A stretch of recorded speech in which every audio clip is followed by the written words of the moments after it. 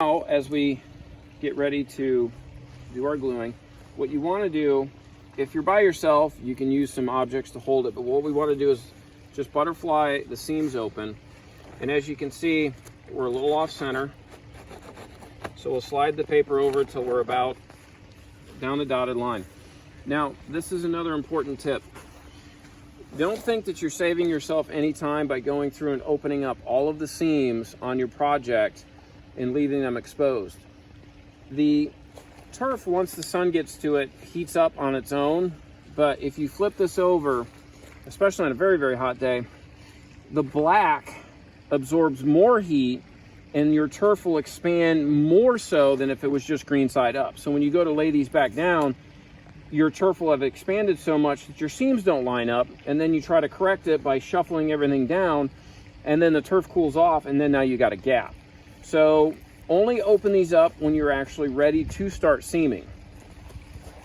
Now, like I said, you can put something on it, an object or whatever, to hold it.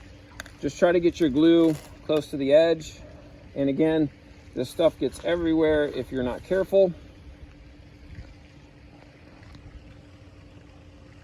And all we're going to do is start applying the glue. And I like to either go in a crosshatch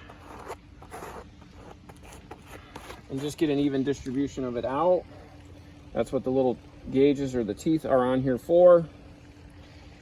Because what we want to do is make sure that we're making contact with the tufts and also with the backing as much as possible.